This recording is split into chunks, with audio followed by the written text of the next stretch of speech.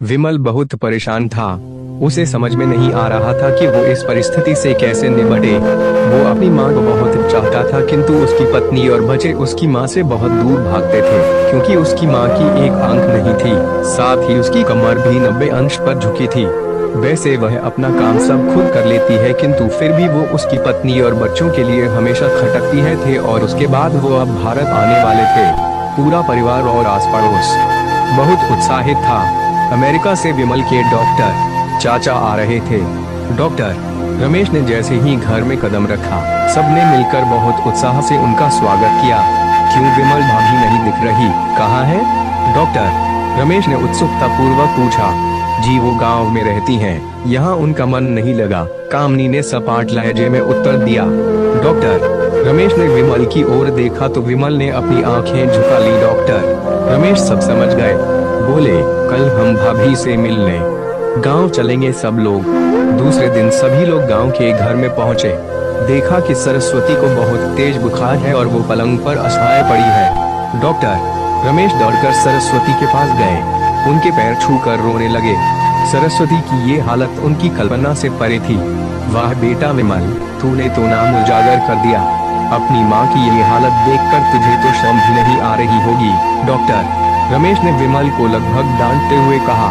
नहीं देवर जी, विमल का कोई दोष नहीं है, मैं खुद गांव आई थी। सरस्वती ने अपने बेटे का बचाव किया। मुझे सब पता चल गया। भाभी आप चुप रहो। क्यों बहू, तुम्हें अपनी सास की क्रूरता पसंद नहीं है? समाज में तुम्हें नीचा देखना पड़ता है ना? डॉक्टर रमेश ने कामनी की ओर व्यंग्य से देखा। कामनी निरुत्तर होकर विमल को देखने लगी।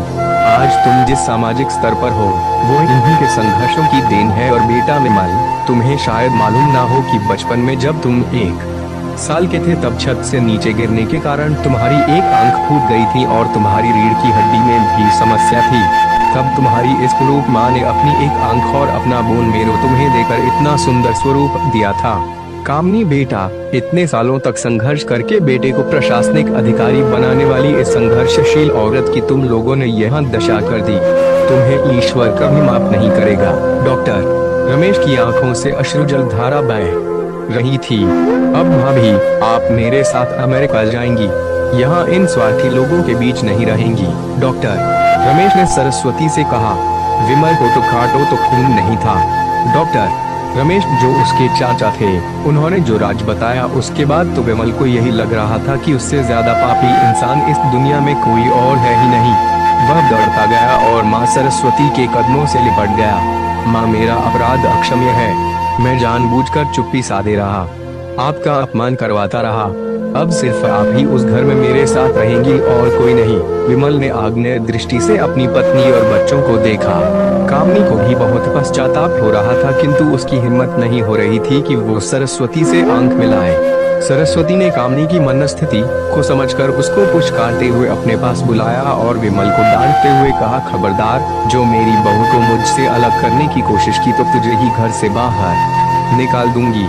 कामनी और बच्चों ने सरस्वती के पैर पड़ते हुए अपने व्यवहार पर माफी मांगी और माँ के हृदय ने सबको माफ